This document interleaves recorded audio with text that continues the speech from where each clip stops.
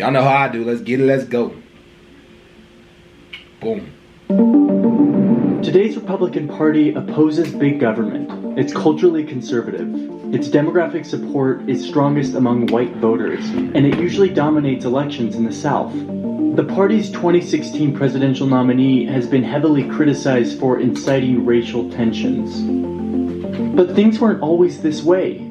Over the past 160 years or so, the party has undergone a remarkable transformation from the party of Abraham Lincoln to the party of Donald Trump. Interesting.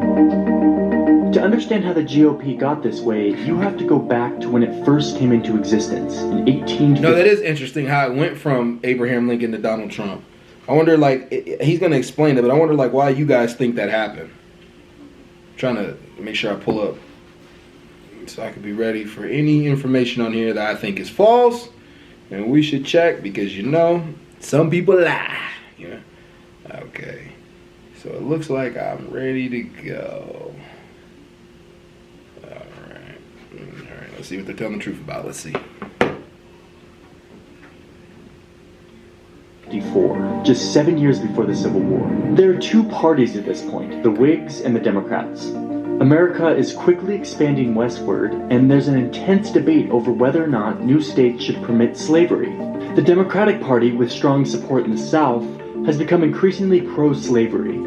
But the Whigs are divided on the issue. Their northern supporters are really afraid that the growing number of slave states would have too much political influence, which they feared could really hurt free white workers economically. So in 1854, the country is debating whether or not the territories of Kansas and Nebraska should allow slavery. The Whigs can't agree, and the party ends up collapsing. The former Whigs in the North form a new party that will fight against letting slavery expand any further. They call it the Republican Party. By 1860, the Republican Party has become increasingly powerful in the North, enough so that a little-known Republican named Abraham Lincoln wins the presidency. Even though Lincoln promises he won't interfere with slavery in states that already have it, he and his party are still too anti-slavery for the South to tolerate. So 11 southern states secede from the Union, forming the Confederate States of America. So for sure they seceded because of slavery. I just want that to be known, because some places in the South don't believe that they seceded because of slavery. They think they seceded because the government was trying to take away their rights, which they could, but that's it. They don't add slavery into that. Some kids believe that had nothing to do with slavery in the South. States decide to fight to keep the Union together, and the Civil War ensues. The result is a Northern victory and the abolition of slavery nationwide.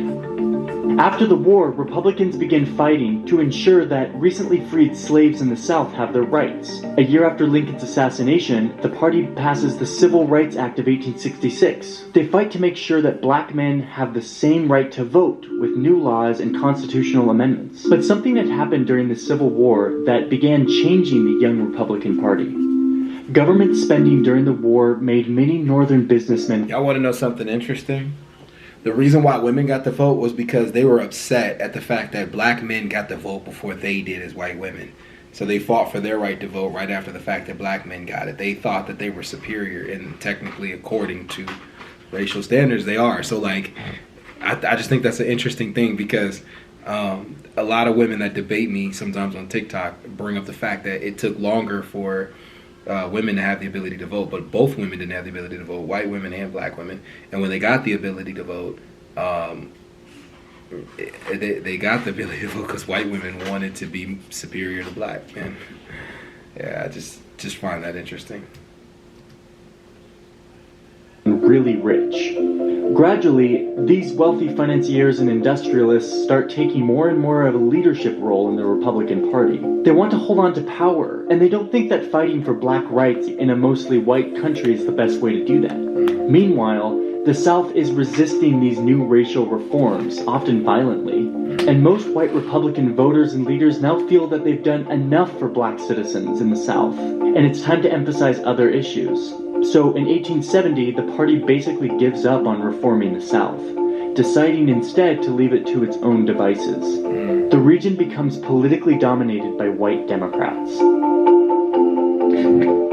Fast forward to the new century.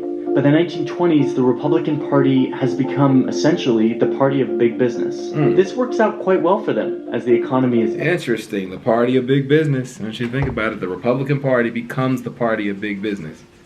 And for those of you who are wondering why blacks don't vote Republicans, I think we're finally about to get our answer. Party ideologies have switched. So it becomes the party of big business. I want to write that down. And make sure that's accurate, too.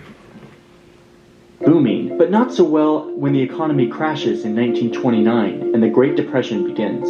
Franklin D. Roosevelt and other Democrats are swept into power and begin dramatically expanding the size and role of the federal government in an attempt to fight the Depression and better provide for Americans. Republicans oppose this rapid expansion, defining themselves as opposition to big government, an identity that the party still holds today. Going into the 50s and 60s, race and the South returned to the forefront of national politics, with the civil rights movement attempting to end segregation and ensure blacks truly have the right to vote. The civil rights debate isn't a purely partisan issue. It's more of a regional issue, with Northerners from both parties supporting it and Southerners from both parties opposing it. Then, in 1964, it's Democratic President Lyndon Johnson who signs the Civil Rights Act into law. And it's Republican presidential nominee Barry Goldwater who opposes it, arguing that it expands government power too much. A massive switch-up takes place. Black voters, some of whom had already been shifting from the Republican Party, convert almost entirely to their new advocates, the Democrats. The white voters in the South, who had been staunch Democrats, start to really resent the big government interference here and in other matters like abortion rights and school prayer. Over the next 3 decades, whites in the South switch to the GOP, which makes the South an overwhelmingly Republican region. By the 1980s, the party begins to resemble the GOP we are familiar with today. Republicans elect Ronald Reagan, who promises to fight for business interests, lower taxes, and traditional family values. As the 21st century begins, America is going through a major demographic shift in the form of Hispanic immigration, both legal and illegal. Democrats and business elites tend to support reforming immigration laws so that the over 10 million unauthorized immigrants in the U.S. would get legal status. On the Republican side, tough on immigration policies and rhetoric became popular. But this ends up costing the Republicans when, in 2012, Mitt Romney loses his bid for the presidency. He gets blown out among Hispanic voters.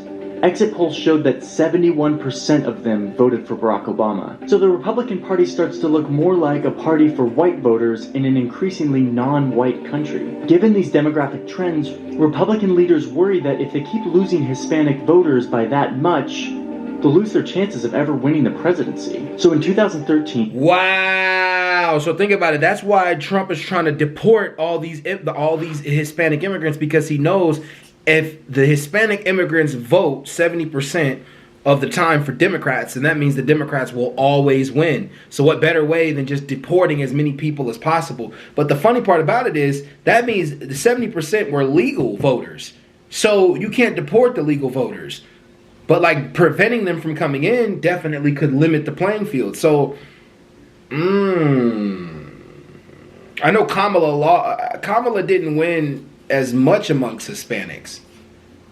I know that it was like in between the middle, because it wasn't really a blowout. He won all the states, so it looked like a blowout. He won most of the states. He won most of the states, and it looked like a blowout, but it really wasn't. If you look at the numbers, deep in the numbers, it seems like most people just didn't go out and vote.